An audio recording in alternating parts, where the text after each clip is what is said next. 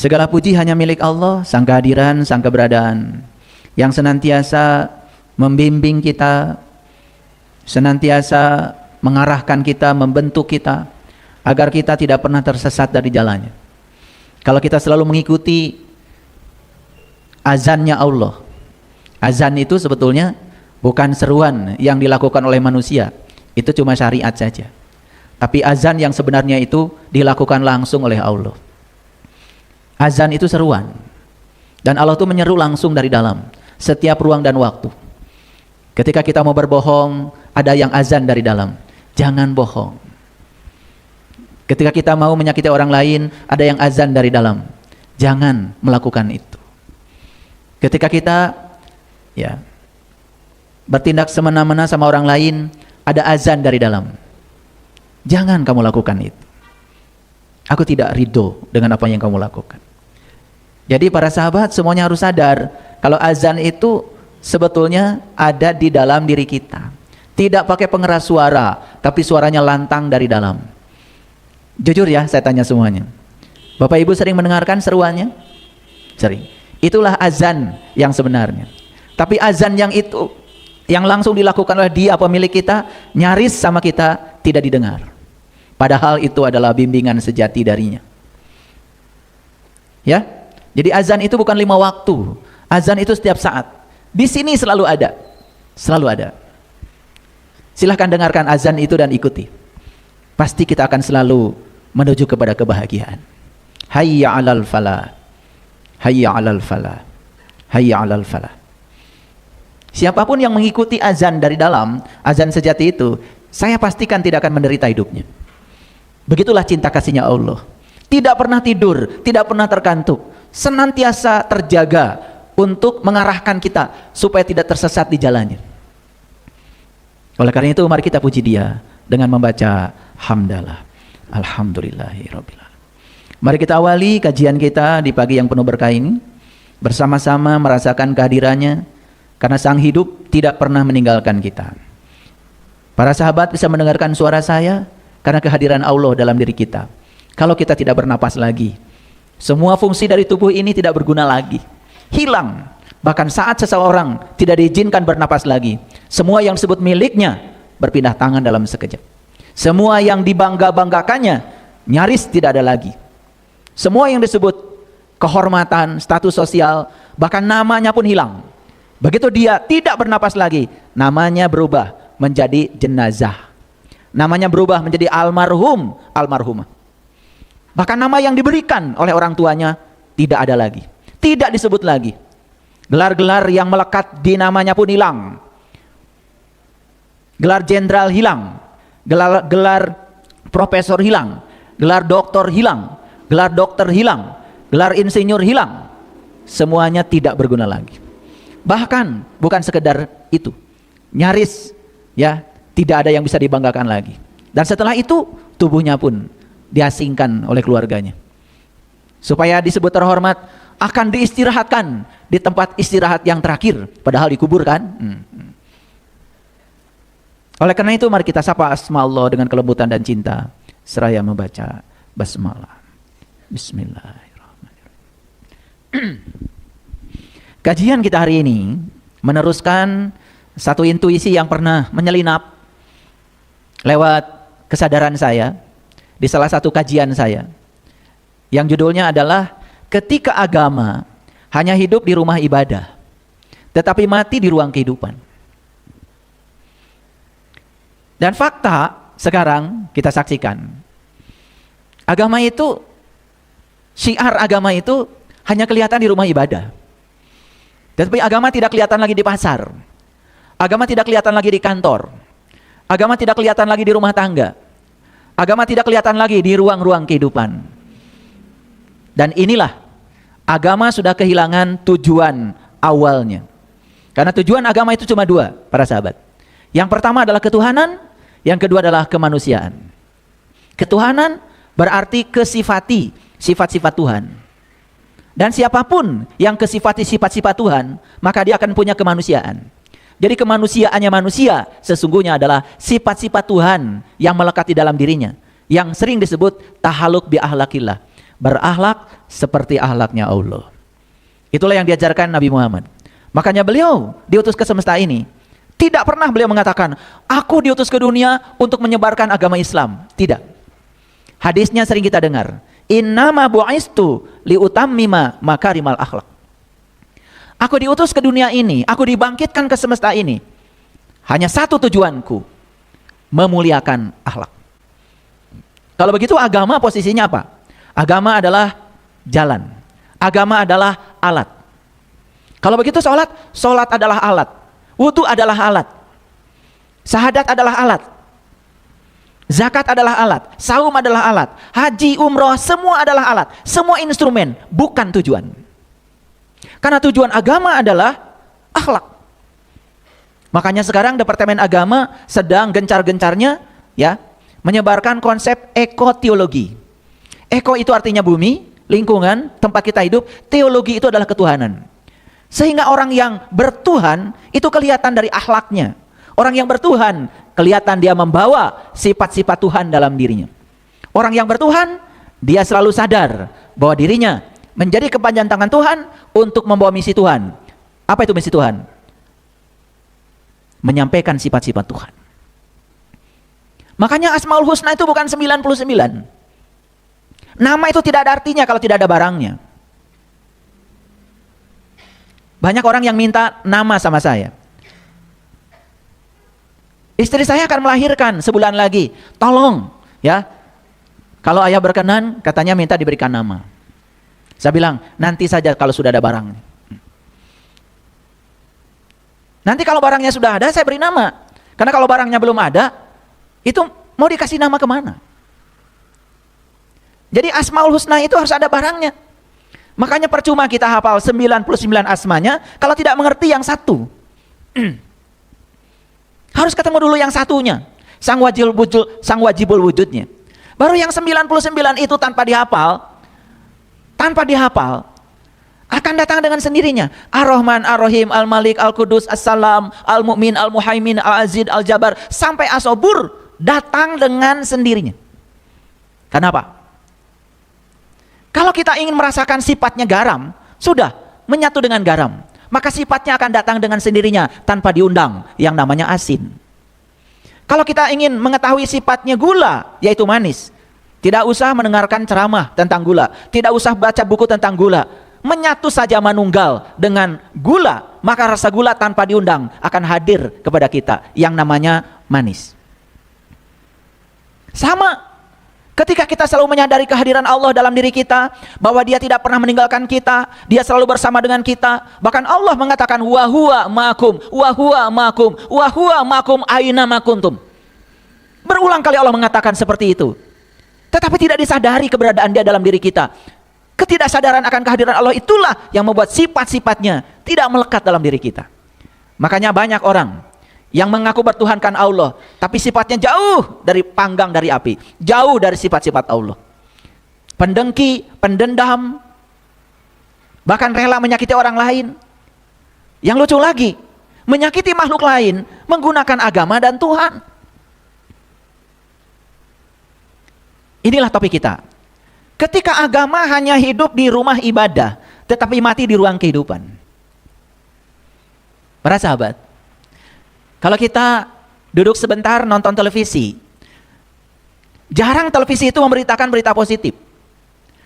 Beritanya itu selalu pelecehan seksual, pembunuhan, perampokan, korupsi, tawuran, perang. Kalau kita kelamaan nonton TV yang seperti itu, bahkan kita pun jadi negatif. Karena mengizinkan semua informasi, energi itu masuk ya di ruang memori kita. Jadi seolah-olah kehidupan itu nggak ada yang positifnya. Setiap hari itu berita itu yang begitu. Dan lucunya berita yang seperti itu yang laku. Sehingga ratingnya TV itu menjadi sangat luar biasa. Karena masyarakat kita memang senang dengan berita itu. Saya pernah tinggal di sebuah negara. Dan setiap hari kita setel televisi. Di negara itu yang disebarkan itu bukan yang seperti itu. Bagaimana membuat makanan yang enak, bagaimana bertani yang bagus, bagaimana mengembangkan teknologi. Yang diajarkan itu secara edukasi kepada masyarakat itu hal-hal yang membangun. Saya perhatikan masyarakatnya juga jadi positif. Dan menarik semua hal yang positif. Jadilah dia negara maju. Barangkali media di kita pun harus refleksi diri. Ya. Ada program pemerintah yang namanya makan bergizi gratis. Mempekerjakan lebih dari 600.000 orang. Bahkan banyak ya di komunitas saya tanya, kenapa Anda nggak pernah ketemu saya lagi? Alhamdulillah ayah, sekarang saya kerja di SPPG. Saya setiap hari menyiapkan makan buat anak-anak. Oh, luar biasa. Lebih dari 1 miliar sajian makanan yang sudah dibuat oleh pemerintah. Lalu ada keracunan yang jumlahnya tidak sebanyak yang sudah disajikan pemerintah. Setiap hari beritanya selalu aja keracunan, apa yang terjadi. Bahkan anak-anak sebelum makan sudah takut makanannya adalah racun. Ini yang tidak dipikirkan oleh media kita. Seolah-olah menyebarkan isu yang seperti itu bagus. Lalu dicari-cari terus kesalahan-kesalahan dan itu disebarluaskan. Kayaknya kita harus taubatan nasuha ya. Masih ingat ya Pak Nasuha?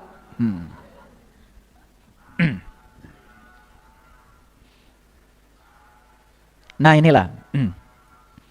Jadi kita mengartikan syiar agama itu ketika masjid penuh. Mengartikan syiar agama itu kalau peringatan hari besar agama orang datang penuh. Tidak pernah melihat efeknya. Harusnya masjid penuh belum syiar. Kalau nilai-nilai yang diajarkan di masjid itu, di gereja, di pura, ya, di wihara, itu belum nampak menjadi nilai-nilai hidup yang positif. Saya sering menyaksikan Bapak Ibu, ini adalah pemandangan yang nyata. Kalau sudah selesai acara Maulid Nabi, Isra Mi'raj, apa saja kegiatan keagamaan. Selesai acara itu, ya, apalagi bikin panggung, bisa ditebak mau saya bicarakan? Apa kira-kira? Sampah bertebaran di mana-mana. Bahkan yang lebih lucu lagi ya, di Arafah itu, selesai orang wukuf di sana, itu ribuan ton sampah yang harus diangkut oleh pemerintah Saudi. Kesadaran untuk memindahkan sampah ke tempatnya saja, masih di tempat itu, nyaris tidak ada. Padahal hadisnya kan jelas, an-nadofatu minal iman, kebersihan sebagian dari iman. Kalau saya ya, di kajian ini aja, saya disebut berhasil memberikan kajian, kalau tidak ada lagi botol air mineral yang berantakan di masjid ini. Sudah disediakan tempat sampahnya.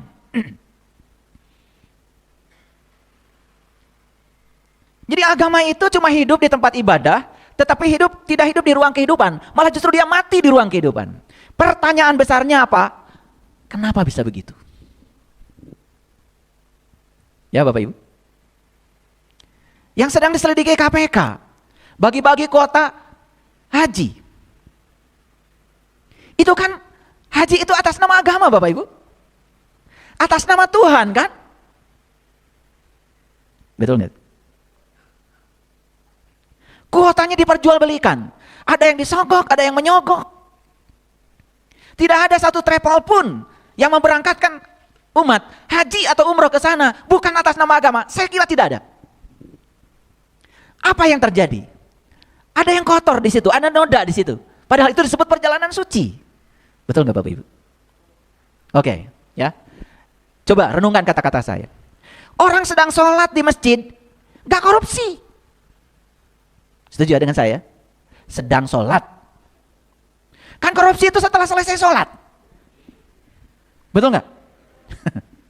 Orang sedang sholat, tidak berzina. Enggak Bapak Ibu. Sedang sholat. Kan habis sholat. Betul nggak? Orang sedang sholat nggak ada marah-marah, memaki-maki orang lain. Enggak Bapak Ibu. Kan habis sholat. Nah pertanyaannya adalah, kita ini sering merasa seolah-olah kalau sudah beragama di rumah ibadah, kita sudah selesai beragama. Padahal itu baru latihan beragama. Agamanya di ruang kehidupan. Ada nggak Bapak Ibu? Orang habis baca Quran, suami istri di rumah, habis itu berantem. Ada nggak Bapak Ibu? Ada apa banyak? Waktu baca Quran nggak berantem, mau baca Quran. Kan berantemnya setelah baca Quran. Jadi ini jangan-jangan agama itu tidak berhasil ya menjadi instrumen yang mengantarkan kita tercegah dari perbuatan keji dan munkar. Itu masalah kita hari ini. Perlu nggak Bapak Ibu saya bahas ini? Perlu ya, karena ini sangat relevan dengan kenyataan hidup. Baik, kalau gitu kita masuk. Bapak Ibu sering wudhu? Sering nggak? Berapa kali sehari? Oke. Waktu wudhu cuci tangan. Pakai apa? Pakai air. Ini tangan ini kalau habis dicuci ya, misalkan sebelum dicuci ya nyubit anak. Habis dicuci ini tangan ini ya pakai air, nyubit anak lagi nggak? Sebelum dicuci ngambil hak orang. Itu habis dicuci ngambil lagi nggak? Sebelum dicuci korupsi. Habis dicuci ini tangannya masih korupsi nggak? Itu maksud saya. Karena saat cuci tangan itu tidak sadar. Nih kalau saya mohon maaf ya, waktu cuci tangan itu saya ingat-ingat ya, sebelum saya cuci tangan itu, ini mau cuci tangan aja, saya ingat-ingat, saya melakukan apa ya, gitu. Makanya pada saat cuci tangan itu saya bicara sama tangan saya, maaf ya tangan, tadi saya melakukan ini itu, dan setelah ini saya berjanji, saya larutkan semua kotoran yang melekat di tangan saya ini, biarlah dibawa oleh air. Biarlah dilarutkan oleh air sehingga saya tidak akan lagi menggunakan tangan saya untuk hal-hal yang tidak diridhoi oleh Allah saya. 5 kali saya wudhu karena saya bicara dengan tangan saya. Ini tangan ini kayak ada remnya gitu loh. Misalkan gini Bapak Ibu. Biasanya kalau saya kemana-mana itu ya, itu makanan itu selalu banyak. Apalagi kalau saya ngasih tahu, oh nanti saya mau datang ke rumah kamu ya. Wah itu udah masak dari sejam malam. Segala ada. Tangan saya diuji nih habis wudhu ya. Daging ada, sate ada, ayam ada, gepuk ada. Bahkan itu yang namanya ikan, bakarnya ada, pepesnya ada, gorengnya ada, ya, yang terbang itu, bakarnya ada, cobeknya ada. Ini saya bukan ngada-ngada ya. Saking ingin membahagiakan, menghormati saya, semuanya ada. Kan tangan saya diuji Bapak Ibu. Perut saya ini kan terbatas. Saya juga cuma makan 1 kali. Nanti aja jam 1 saya makan. Itu juga terbatas sedikit. Saya hanya mengambil yang saya butuh. Saya tidak makan daging. Saya hanya makan ikan. Kalau ikan saya masih makan. Ya dan begitu belum kenyang, ya udah selesai. Tidak mumpang-mumpung karena banyak mubazir. Coba Bapak Ibu, sakit perut itu dari mana? Dari sini. Dari sini. Betul nggak? Coba ambil lagi.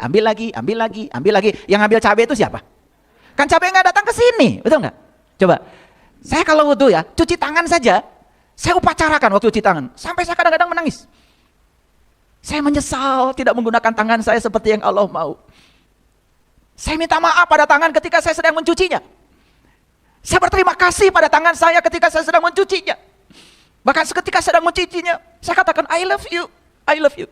Saya sangat mencintai kamu. Gitu nggak Bapak Ibu? Kalau wudhu? Enggak ya? Ya. Waktu wudhu memang Bapak Ibu ya tidak korupsi. Kan habis wudhu. Berarti wudhunya tidak ada bekasnya kan? Betul nggak? Aduh. Apalagi yang tangannya ringan sekali ya, suka mukul sama orang kayak gitu. Wudhu lagi, mukul lagi, wudhu lagi, mukul lagi. Mohon maaf Bapak Ibu. Buat apa? Agama itu jadi upacara. Tujuan agama tidak tercapai. Ketuhanan tidak tercapai, apalagi kemanusiaan. Banyak orang yang mengatasnamakan agama dan Tuhan, bahkan menyakiti makhluk lain. Bahkan binatang yang tidak bersalah, kemudian dipotong. Atas nama Tuhan dan agama. Perlu direnungkan kembali Bapak Ibu. Dengarkan kata-kata saya. Pelajari Al-Quran. Apa yang disebut dengan penyembelihan? Pelajari. Itu bahasa hakikat itu. Al-Baqarah, sapi betina disembelih. Baca itu. Yang mana sapi betinanya? Pelajari Quran. Karena Quran pedoman hidup katanya. Setelah cuci tangan kemudian kita kumur-kumur. Saya kumur-kumur lama Bapak Ibu. Lama gitu. Bukan sekedar membersihkan kotoran fisik. Kotoran fisik mah gampang, dikosok sama gigi juga habis. Tapi kotoran batin di sini. Saya ingat tadi saya bicarakan orang enggak ya? Saya kumur-kumur. Waktu saya mengeluarkan air, Tolong air, bawa semua kotoran, kebiasaan buruk dari mulut saya. Jangan ada lagi orang yang terluka kebahagiaannya dengan mulut ini. Coba Bapak Ibu, sebelum wudu ngomongin orang, habis wudu masih di tempat wudu sama ibu-ibu yang lain menyebarkan fitnah, ghibah, memfitnah orang. Buat apa? Buat apa? Coba ketika kumur-kumur itu, ya ingat-ingat ya, berapa banyak orang yang terluka oleh mulut saya. Berapa kali anak saya tersinggung oleh kata-kata saya. Coba ingatin. Selesaikan di wudu itu. 3 kali kita kumur-kumur. Jadi kalau sehari semalam 5 kali, 15 kali kita kumur-kumur. Coba berkumur mulai sekarang dengan kesadaran. Bawa, ajak bicara. Ajak bicara. Terima kasih pada gigi, terima kasih pada lidah, terima kasih pada mulut. Terima kasih dia sudah diizinkan Allah untuk merasakan semua cita rasa makanan. Izinkan, ajak bicara. Saya tidak boleh lagi terlibat oleh gosip. Saya tidak boleh lagi membicarakan keburukan orang. Saya tidak boleh membicarakan sesuatu yang meruntuhkan diri saya, melemahkan diri saya. Kan mulut sering bicara. Ah, itu nggak mungkin. Saya kemarin ketemu dengan orang yang sedang kegelapan. Lalu saya kasih saran. Apa jawabannya? Sudah gelap Pak bagi saya. Seolah-olah sudah akhir dari segalanya begitu. Cuman karena apa? Karena punya utang ke bank, itu sudah gelap. Seolah-olah rumahnya sudah selesai, mobilnya sudah selesai, hartanya sudah selesai. Karena dia yang mengatakan, saya sudah gelap Pak. Seolah-olah tidak ada Tuhan. Tiap hari dia wudu, tiap hari dia sholat. Sampai hitam ininya. Tapi jawabannya seperti itu. Udah gak masuk lagi nasihat saya. Waktu memasukkan air ke hidung, apa yang dikatakan Nabi? Nabi Muhammad mengatakan, ya Allah, masukkanlah bau surga ke dalam hidungku. Sedot lagi, ya Allah, masukkanlah bau surga ke dalam hidungku. Saya nikmati doa itu. Saya nikmati doa itu. Surga Bapak Ibu di mana-mana. Ada orang yang ngasih minyak wangi sama saya. Minyak wangi yang saya suka, bukan minyak duyung. Karena saya setiap wudu, saya tarik air, ya Allah, masukkanlah bau surga ke dalam hidungku. Naik pesawat, yang duduk di sini wangi, cantik lagi. Udah bau. Udah bau badan, bau mulut, segala bau. Itu jangan-jangan wudunya tidak pernah ngobrol dengan hidung kita. Ya. Coba. Waktu membasuh wajah, apa yang dikatakan Rasulullah? Ya Allah, putihkan wajahku dengan cahayamu. Kulit saya tidak hitam, tidak putih, ya seperti inilah. Kalau istri saya bilang, katanya, ayah nggak hitam, sawo katanya. Tapi matang katanya sawonya. Ya memang begini ya gennya. Tapi setiap wudu selalu, ya Allah, putihkan wajahku dengan cahayamu. Saya bukan ingin jadi orang terkenal, saya bukan jadi ingin orang yang tersanjung, tidak. Tetapi jangan ada orang ketemu saya menjadi takut dengan saya. Kalau putihkan wajahku dengan cahayamu, berarti kan jadikan wajahku menjadi sumber cahaya, sumber penerang, sumber kedamaian. Kan ada orang yang cantik, ganteng, tapi gak mau orang ketemu sama dia. Serem. Saya kalau membasuh tangan kanan, tangan kiri, kalau tadi kan baru membasuh telapak aja ya. Ketika membasuh tangan kanan, saya bilang, ya Allah terima kasih, betapa banyak jasa tangan kananku ini. Ketika saya membasuh tangan kiri, ya Allah luar biasa tangan kiri ini. Karena ketika tangan kanan saya sakit, dia yang merawat, ya Allah. Saya tidak pernah mengatakan ini tangan setan. Tangan saya. Kan kalau gatal yang kanan, yang garuk yang kiri. Masa yang garuk setan? Dari kecil kita sudah di-framing. Seolah-olah tangan kiri itu buruk. Tangan kiri ini tangan setan, kan begitu? Saya selalu bilang sama tangan dan kiri, kamu dua-duanya sama kerennya, sama hebatnya, sama sempurnanya. Tanpa kalian, saya tidak akan bisa apa-apa. Makan dengan kedua tangan, betul Bapak Ibu? Betul nggak? Iya. Ketika kita makan yang alot-alot, yang kanan pakai sendok, yang kiri pakai garpu. Betul nggak? Luar biasa. Sempurna nggak Bapak Ibu kedua tangan ini? Luar biasa. Coba ajak bicara ketika wudu. Wudulah dengan kesadaran. Ini baru wudu belum sholat ya. Nanti terbawa ke dalam kehidupan kesadaran itu. Memang ketika wudu kan Bapak Ibu pasti menghadapi air ya, tidak ngomongin orang.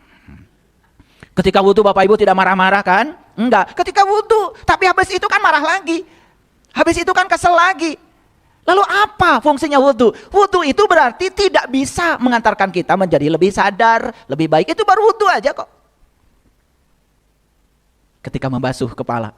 Di Quran dikatakan wamsahu biru'usikum, sapu kepalamu. Itu perintahnya sapu loh. Bukan basahi kepalamu, bukan, sapu kepalamu. Itu Quran. Kalau perintahnya sapu kepalamu, ada apa dengan kepalamu? Kalau ada perintah tolong sapu ya ruangan ini, ada apa dengan ruangan itu?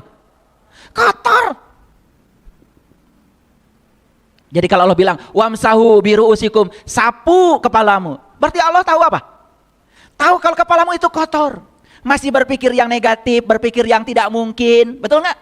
Ketika sakit, berpikir sakit, bukan berpikir sehat, padahal pengennya sehat, betul nggak? Berpikir selalu khawatir, cemas, sedih, katanya pengen bahagia. Coba, 3 kali ketika wudhu kita disuruh mengusap ini, sapulah kepalamu. Makanya kalau saya begitu mengusap kepala ini, ya Allah, jangan izinkan lagi pikiranku ini menjadi diri palsuku.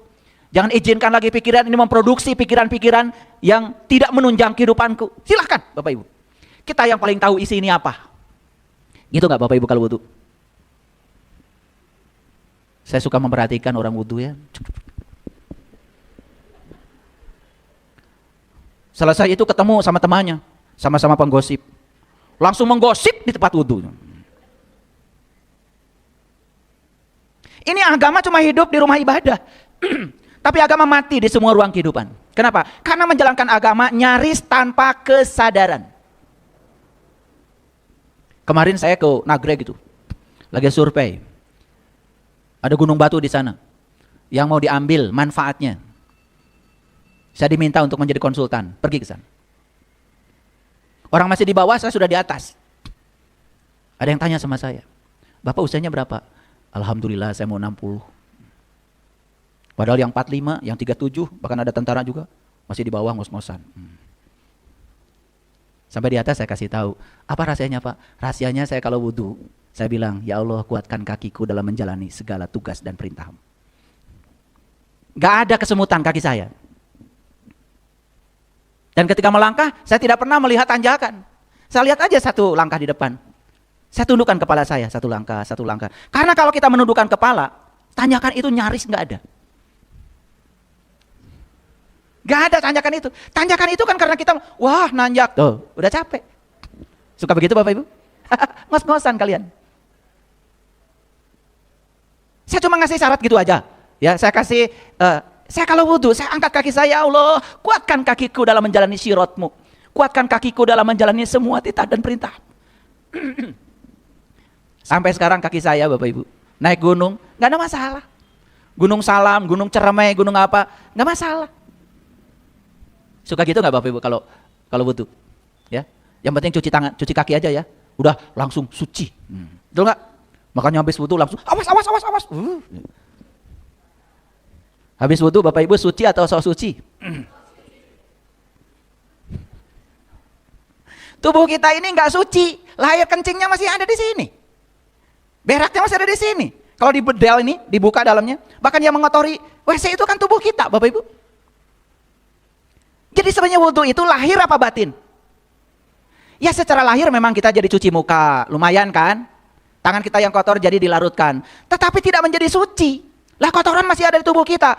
Nabi Muhammad mengajarkan wudhu itu supaya kita suci batinnya. Dan kita sok suci aja lahirnya. Batinnya sekotor apa nggak peduli. Betul nggak? Coba. Pulang dari sini coba nanti ya. Hadir sepenuhnya ketika berwudhu. Ketika cuci tangan, ingat-ingat. Tadi habis apa? Ingat-ingat itu. Jadi kalau subuh habis wudhu, nah antara subuh sampai duhur itu kamu melakukan apa dengan tangan ini? Ingat-ingat itu. Kalau ada yang tidak pantas dilakukan oleh tangan ini pada saat duhur, larutkan dengan air wudhu. Bilang sama air wudhu, saya larutkan semua sifat-sifat buruk yang melekat di tangan saya ini. Mau ngasih pada orang gak jadi, ini tangan. Larutkan di situ. Sekarang saya larutkan kepelitan tangan saya ini. Mau traktir teman gak jadi. Bilang itu pada saat wudhu. Maaf ya tangan tadi sudah mau pencet nggak jadi. Kan semua dilakukan oleh ini. Coba Bapak Ibu, tangan ini bukan sekedar memberi, tapi dia menerima semuanya. Berkah semuanya di sini lewat sini. Ini saya baru cerita wudhu aja nih, baru cerita wudhu. Bayangkan Bapak Ibu, agama hanya terjadi di tempat wudhu. Betul nggak? Wah di tempat wudhu, laki perempuan harus pisah. Betul? habis wudu selingkuh. Di pesantren itu tempat wudu laki dan perempuan pisah Bapak Ibu. Malah pimpinannya. Kurang ajar kan? Maaf ya, saya harus bicara ini. Ini nggak nyampe-nyampe dari tadi ya. Ini baru wudu aja. Paham sampai sini? Paham? Coba mulai sekarang, ini saya kasih pelajaran sederhana. Nanti setelah ini wudunya berkesadaran. Begitu lihat air, bilang, terima kasih air, kamu keren, kamu sangat berguna. Tolong ya air, larutkan semua kotoran yang melekat dalam tubuhku. Bilang sama air begitu. Bilang sama air itu. Air itu pelarut yang sangat bagus. Dia bukan sekedar menghilangkan kotoran, tapi izinkan dia untuk membawa semua sifat-sifat buruk di mulut kita, di tangan kita, di wajah kita. Di wajah ini banyak sekali masalah. Di mata bermasalah, di telinga bermasalah, di hidung bermasalah, di mulut bermasalah. Makanya khusus mulut dicuci. Betul nggak? Mata sih masih mending, nggak ada di wudhu upacara mencuci mata, udah sekalian aja sama mencuci wadah. Tapi khusus bagian penting dari ini nih, yang kotor ini, dikumur-kumur 3 kali. Nanti kalau kumur-kumur yang lama, ya boleh sejam juga. Imajinasikan sampai kotoran di mulutmu itu sudah masuk di air dan begitu keluar, imajinasikan yang keluar itu warnanya hitam legam, sudah membawa semua kotoran di mulut kita. Ini bukan ilmu nujum, ini sains. Dan nanti Bapak Ibu, seminggu aja wudhu yang seperti ini, aduh luar biasa. Nanti mulutmu itu kalau mau ngomongin orang pun ada remnya. Kan sekarang nggak ada remnya, betul nggak? Iya, jebol terus. Oke. Kalau ada yang tidak suka langsung keluar dari mulut ini, pop begitu. Betul nggak? Iya. Oke, itu baru wudu Bapak Ibu. Bayangkan ya, kalau semua sholat, syahadat, zakat, saum, haji, saya kupas jadi semuanya dan dibawa ke dalam kehidupan luar biasa. Ketika takbiratul ihram berdiri tegak, itu kan ada pesan di situ. Tegakkan kamu, jangan lemah kamu, ya kan? Hadapi semua tantangan. Karena mereka dihadirkan oleh Tuhan bukan untuk melemahkan kamu, untuk membuat kamu jadi besar. Pesannya banyak sekali. Ruku, sujud, luar biasa. Dipungkas dengan salam. Assalamualaikum warahmatullahi wabarakatuh ke sebelah kanan. Aku siap menerima kanan dengan damai. Karena di balik yang terjadi, di balik kanan ini, Assalamualaikum warahmatullahi wabarakatuh. Ada rahmat, ada berkahnya Allah. Begitu memalingkan wajah ke kiri, Assalamualaikum warahmatullahi. Aku siap menerima dengan damai kiri. Karena di balik kiri ini ada rahmat dan berkah Allah. Aku siap menerima semua yang disebut berkah. Aku siap menerima yang disebut musibah. Bagiku tidak ada berkah, tidak ada musibah. Aku terima dengan damai yang sama. Bayangkan ketika mengucapkan salam dengan kesadaran seperti itu. Sadar nggak Bapak Ibu? Assalamualaikum. Pakai. Ya di orang Arab pakai gini ya, karena waktu itu di sana kan habis sholat banyak pasir. Semua itu gerakan ada maksudnya. Cuman kita nggak mau belajar kan, betul nggak? Coba. Dan saya tidak tertarik untuk membahas satu persatu semua ritual, tidak Bapak Ibu. Saya cuma ngasih contoh-contoh kecilnya saja. Tapi bayangkan kalau semua ritual itu dilakukan dengan kesadaran, dibawa ke dalam kehidupan, itu keren sekali. Keren. Oke, makanya pantas ya kalau ada ayat seperti ini. Ara'aital ladzi yukadzibu biddin. Tahukah kamu siapa pendusta agama itu? Ini pertanyaan dari Allah. Tahukah kamu siapa pendusta agama? Yang mengatasnamakan agama, mengatasnamakan Tuhan, tetapi hidupnya membuat onar, merusak persatuan, membuat kerusakan di muka bumi. Bapak Ibu, satu-satunya yang punya definisi agama yang lengkap, itu bangsa Indonesia. Saya terkejut ketika saya membaca buku leluhur. Di situ ada definisi agama, peninggalan leluhur kita di Nusantara. Apa katanya agama? Agama adalah latihan dasar menempa diri untuk membentuk tata krama dan kehalusan hati nurani, untuk membentuk manusia yang berbudi pekerti luhur dan berakhlak mulia. Bayangkan. Tidak ada di negara manapun yang punya definisi agama seperti leluhur kita. Ulangi ya, ulangi. Tangkap intisarinya. Agama adalah latihan dasar untuk menempa diri, supaya terbentuk tata krama dan kehalusan hati nurani, untuk membentuk budi pekerti luhur dan akhlak yang terpuji. Bayangkan. Jadi agama itu adalah latihan dasar, latihan menempa diri, Tujuannya adalah membentuk tata krama dan kehalusan hati nurani.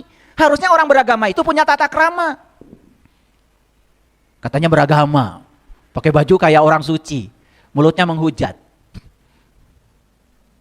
Dan yang model kayak gitu justru pengikutnya banyak, bingung saya.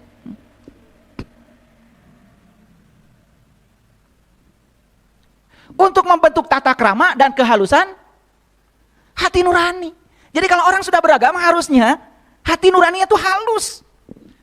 Bisa merasakan penderitaan orang lain, bisa merasakan kesusahan orang lain, peduli pada orang lain.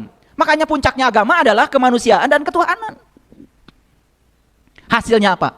Hasilnya adalah terbentuklah manusia yang berbudi pekerti luhur dan memiliki akhlak yang terpuji.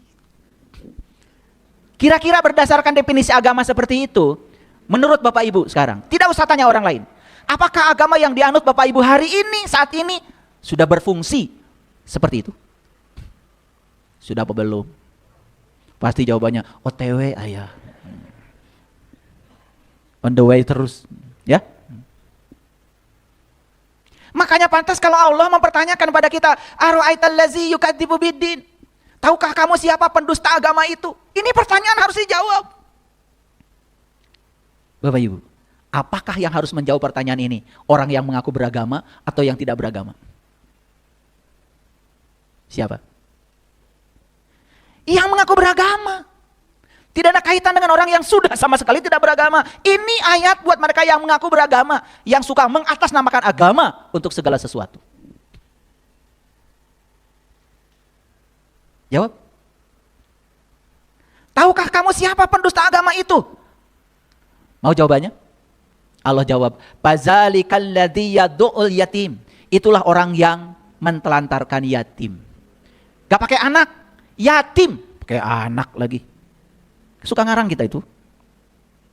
Jadi pendusta agama itu kata Allah, mereka yang mentelantarkan yatim. Siapa yatim? Sudah saya jelaskan berulang-ulang. Yatim itu yang tidak beribu, yang tidak berbapak. Berarti yatim itu yang tidak pernah dilahirkan. Yuk kita rubah paradigma kita. Ada orang yang tidak punya ibu, tidak punya bapak, hidupnya susah, ya bantu. Yang punya ibu bapak pun kalau susah bantu, jangan nunggu mati dulu ibu bapaknya. Paham maksud saya?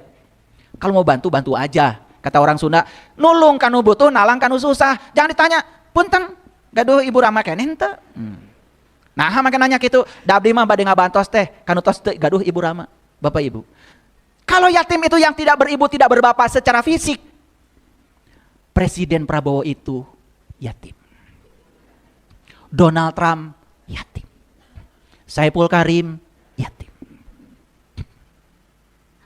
Mikir atuh, diajar agama teh. Yatim itu yang tidak beribu, tidak berbapak, berarti dia tidak pernah dilahirkan. Yang tidak pernah dilahirkan Bapak Ibu cuma jiwa. Karena jiwa itu gak pernah dilahirkan, tapi ditiupkan, kata Allah. Ketika aku sudah selesai menciptakan tubuhmu, aku tiupkan ruhku. Itulah yatim. Clear sampai sini? Oke, sekarang saya mau nanya, Bapak Ibu wudu, sholat, syahadat, zakat, saum, haji, umroh, seberapa kali? Pertanyaan saya, apakah semua ritual yang Bapak Ibu lakukan itu melibatkan jiwa? Atau hanya gerakan-gerakan tubuh saja? Atau hanya luarnya saja, jiwanya gak peduli? Sholat cuman berdiri, ruku, sujud, itidal. Tetapi jiwa sama sekali tidak dilibatkan. Bahkan jiwa tidak kenal siapa dirinya. Bahkan jiwa tidak kenal siapa Tuhannya. Lucu, bahkan banyak orang yang saya tanya, ketika kamu sholat, sebenarnya kamu sedang apa? Saya sedang menghadap Allah. Menghadap, berarti Allah di depan dong. Tunjukkan sama saya satu ayat saja di Quran yang mengatakan bahwa Allah di depan kamu. Tidak ada. Yang ada Allah mengatakan, aku meliputi kamu. Aku bersama kamu, lebih dekat daripada urat nadi lehermu. Tidak ada ayat yang saya dapat di Quran yang mengatakan Allah di depan. Tapi kalau kita sholat kayak yang benar ya, sedang apa? Menghadap Allah. Berarti menghadap Allah di mana? Di depan. Kalau Allah di depan berarti kita di mana? Di belakang. Kalau Allah di depan, kita di belakang, berarti Allah dengan kita terpisah atau bersatu? Tunjukkan sama saya ayat yang mengatakan bahwa Allah terpisah dengan kita. Tunjukkan sama saya. Gak ada Bapak Ibu. Allah mengatakan, aku meliputi kamu. Bahkan Allah mengatakan, jika ada yang bertanya tentang aku, katakan, fa inni qarib. Aku dekat. Banyak yang keliru gak selama ini? Banyak apa banyak sekali? Tapi sadar gak sekarang? Oke. Sadar bahwa itu keliru, itulah kekuatan. Sadar bahwa saya punya kelemahan, itulah kekuatan. Orang yang lemah tetapi tidak sadar, bahkan gunakan topeng untuk menutupi kelemahan, itulah kerapuhan. Jangan heran kalau agama hanya hidup di rumah ibadah, tetapi agama tidak ada di pasar, tidak ada di kantor. Bapak Ibu, korupsi itu bukan dilakukan orang ketika sedang sholat. Sebelum sholat dan sesudah sholat. Sampai Pak Presiden pusing. Kenapa? Ini korupsi di Indonesia ini sudah merambah ke seluruh aspek kehidupan. Bayangkan. Semua birokrasi koruptif. Mental ini. Padahal negara kita negara yang beragama. Tidak boleh di Indonesia ada orang mengaku bangsa Indonesia tidak beragama. Semua harus mencantumkan agama di KTP-nya. Kira-kira Bapak Ibu setelah dengar kajian saya ini, ada rasa sedih nggak? Ada rasa sedih nggak? Sedih nggak?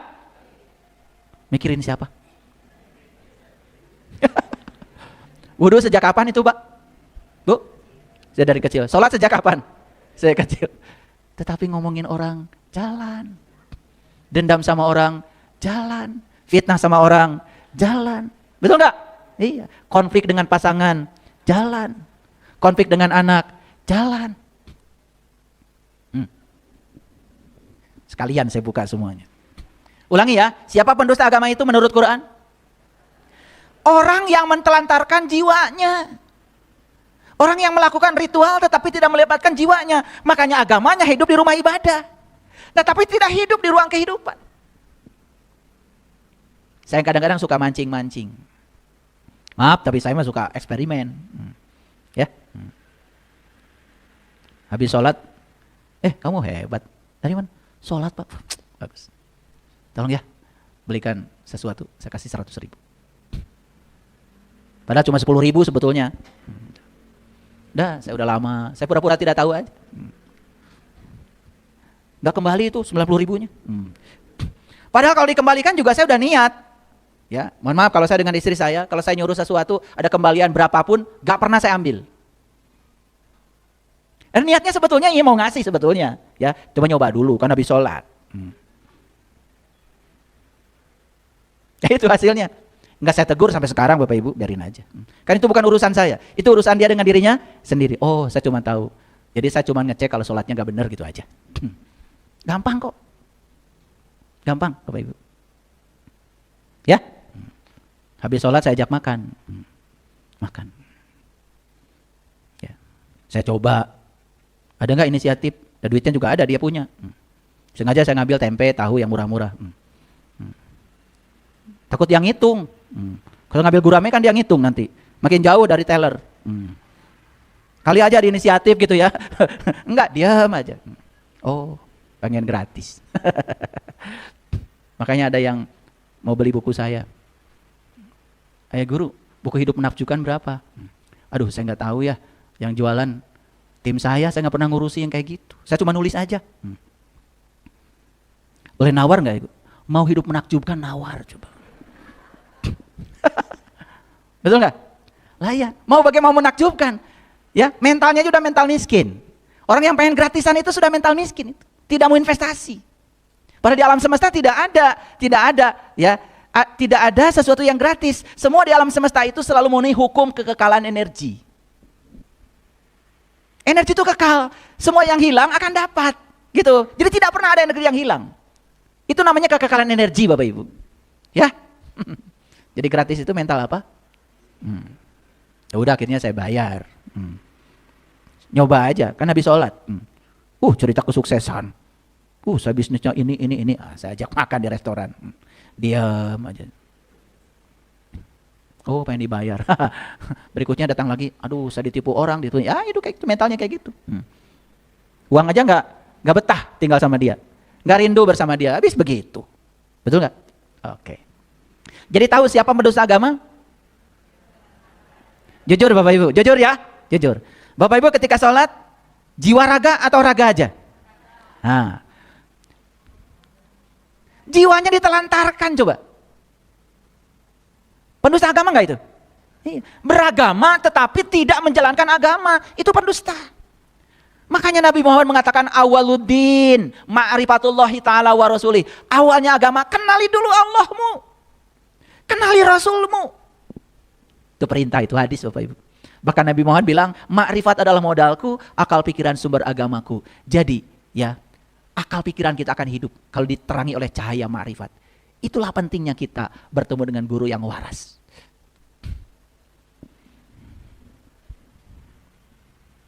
Itu yang pertama ya. Siapa pendusta agama? Ya siapa? Panjang-panjang. Pendusta agama adalah mereka yang mentelantarkan jiwanya. Panjang. Satu kata aja. Siapa pendusta agama? Ah gitu. Baru ngaji beres itu. Ya. Nanti kalau orang lain lagi. Orang lain lagi. Coba belajar jujur. Ya, kan sudah tadi. Pendusta agama adalah orang yang mentelantarkan jiwanya. Saya tanya lagi, siapa itu? Jangan diulang-ulang yang tadi. Bilang saya, gitu aja cukup. Nah itulah kekuatan. Oh berarti saya masih mendustakan agama. Pantes kalau agama hanya hidup di sajadah, di musola. Tetapi di ruang makan gak ada agama. Piring terbang. Di dapur gak ada agama. Betul gak? Nah gitu. Baca sih Bismillahirrahmanirrahim. Tapi masak sambil marah-marah. Betul gak? Udah akhirnya minyak cerot ke sini. Padahal kalau sadar, Bismillahirrahmanirrahim, atas nama Allah yang Maha Pengasih dan Maha Penyayang. Sebelum ke dapur bilang, ya Allah, saya ini istri. Tugas saya menyediakan makanan yang enak buat suami dan anak-anak saya. Izinkan saya ya Allah menjadi kepanjangan tanganmu untuk membuat makanan yang enak buat anak istri, buat suami dan anak-anakku. Bismillahnya coba begitu.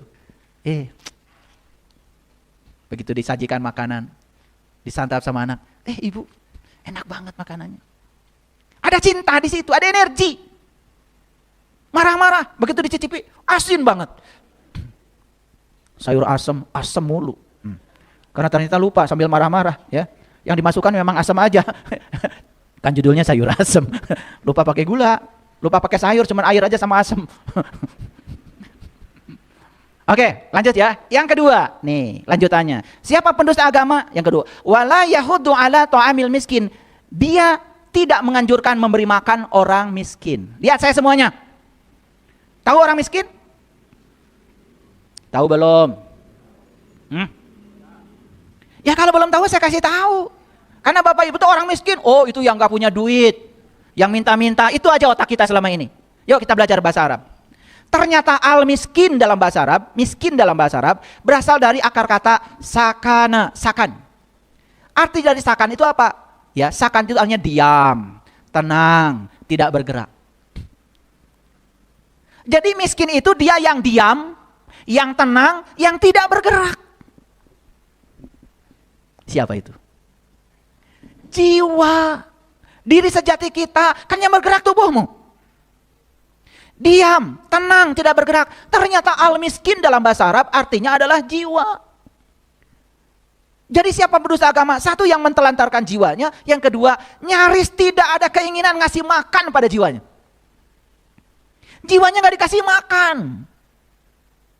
Jiwa itu adalah nur. Makanan untuk nur. Ya nur juga. Kalau tubuh terbuat dari tanah, makanya makanan buat tubuh segala hal yang berasal dari tanah. Jiwa bukan dari tanah. Jiwa itu nur. Karena jiwa itu nur, maka jiwa itu makanannya adalah nur. Sudah bisa ngasih makan pada jiwa. Ya Allah, sampai sekarang mulutnya aja nggak tahu sebelah mana. Makanya ada orang yang menua tubuhnya, tetapi tidak mendewasa jiwanya. Hidupnya dari dulu ya gitu-gitu aja. Tambah tua, tambah gampang marah, tambah tidak bijaksana. Kan ada tuh, mohon maaf Bapak Ibu, menjelang tua pikun. Kembali ke anak-anak. Ini sudah sinyal sebetulnya. Mohon maaf. Umurnya habis hanya buat tubuhnya. Tetapi umurnya tidak ada untuk ngasih makan jiwanya. Jadi siapa jiwa itu? Jiwa itu dia yang mengamati diri kita. Jiwa itu adalah sang kesadaran. Makanya sering saya sampaikan di kajian ini. Pikiran kita bukan kita, tubuh kita bukan kita. Tapi yang mengamati pikiran dan tubuh kita, itulah diri kita, sang kesadaran. Dia yang diam. Karena pengamat itu memang sukanya diam, mengamati. Makanya kenapa orang belajar meditasi? Belajar meditasi itu kan sebetulnya untuk menyadarkan diri kita. Bahwa diri kita yang sebenarnya adalah sang kesadaran. Bukan pikiran, bukan tubuh. Tapi diri kita yang sebenarnya adalah yang mengamati gerak tubuh dan gerak pikiran. Nah, kalau kita sering berada di kesadaran itu, kita berada di Sidrah Al-Muntaha, di puncaknya kesadaran. Jadi sekarang Bapak Ibu tahu siapa yatim? Tahu. Siapa yang miskin? Tahu. Dua-duanya siapa? Jiwa. Jadi si yatim ini ditelantarkan karena kita tidak memberi makan yang selayaknya. Habis seluruh hidup hanya ngasih makanan tubuh. Itulah orang yang berpenyakit kulit